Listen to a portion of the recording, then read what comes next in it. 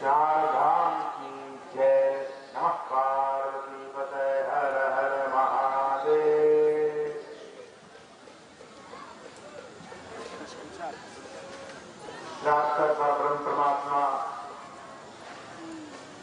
अखिल ब्रह्मांड नायक साक्षात कारण करुणा वर्णालय भगवान श्री राम राघवेंद्र सरकार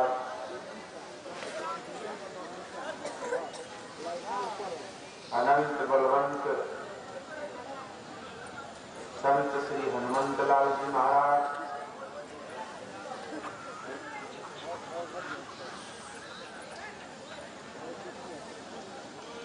दिव्य पावन भूमि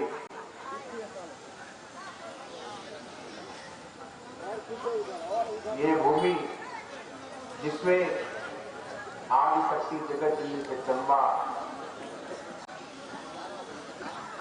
ये भूमि वही है भगवती जानकी के जन्मभूमि के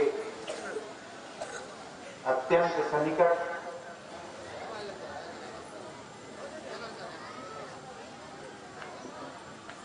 ऐसे दिव्य पावन भूमि जहां से भक्ति कामिक उत्सर्जन होता हो,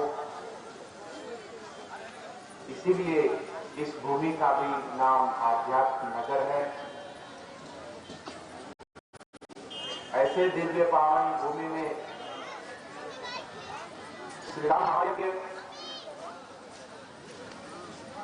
दिव्य विशाल गगन चुंबीय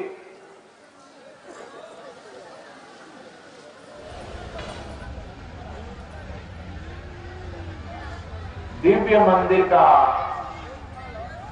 नूतन निर्माण के साथ उसमें परब्रह्म परमात्मा का साक्षात प्रादुर्भाव, मूर्ति प्राण प्रतिष्ठा, आप और हम सभी लोग निसंदेह सौभाग्यशाली हैं। ऐसे शुभ अवसर में हम सभी लोगों को एक साथ मिल बैठकर भगवत चर्चा कहने और सुनने को अवसर प्राप्त है। ऐसे अवसर में अनेकों संत प्रत्यक्ष अप्रत्यक्ष गुप्त रूप से आकर इस भूमि में हम सभी लोगों को उत्साहवर्धन करते हुए अपने दर्शन के माध्यम से हमें पावन करने का शुभ कार्य करते हैं और अपने मधुरमय वाणी से अभी अभी आप सभी लोगों ने श्रवण किया कि किस तरह से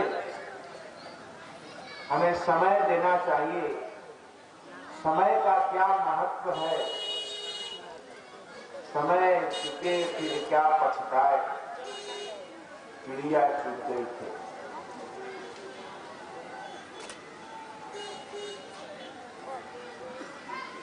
रस और संगीत से युक्त भगवान की कथा श्रवण कर रहे थे।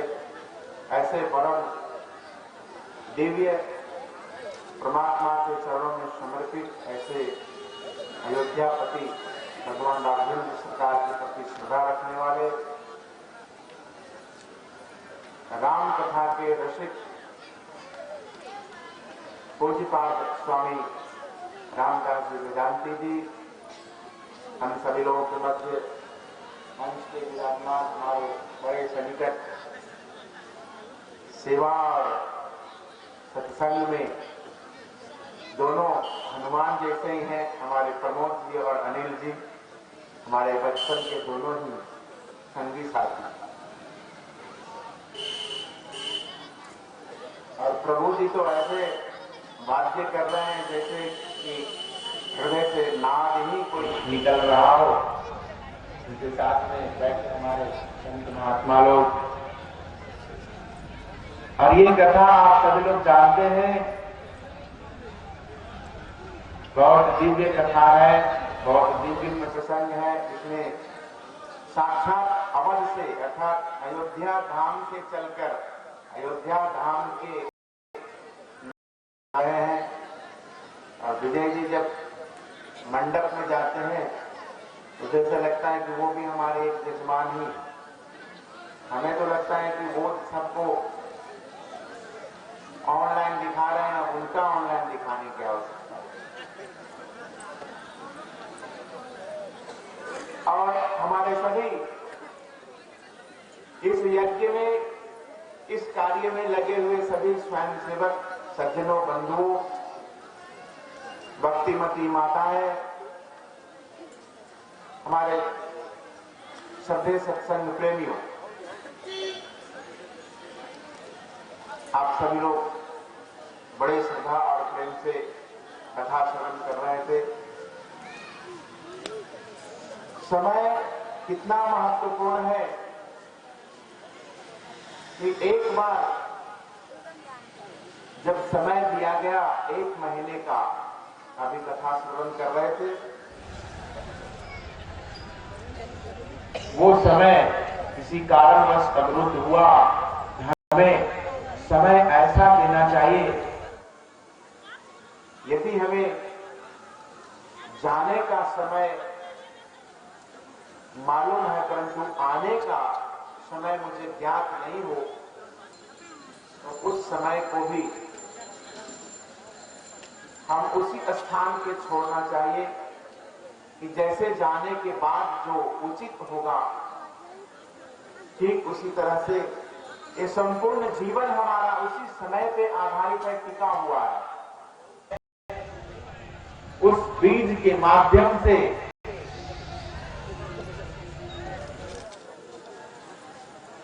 परंतु उसका समय हमें ज्ञात है। आज हम सभी लोग अपने मनुष्यत्व के लिए, अपने मानवता के लिए, अपने इस दिव्य जीवन के लिए कोई समय निर्धारित किया है क्या?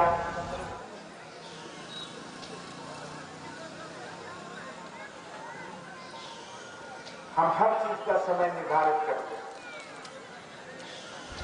मकान बनाना होता है तो उसका भी समय निश्चित करते हैं। गाड़ी खरीदना होता है तो उसके लिए भी हम समय देखते हैं।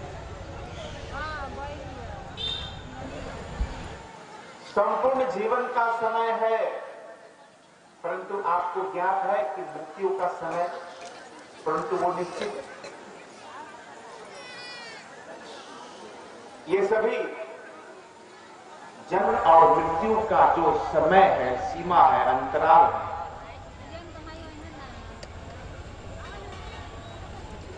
उसे ज्ञात कर लेना ही सत्संग है, उसे जानकारी प्राप्त कर लेना ही साधना।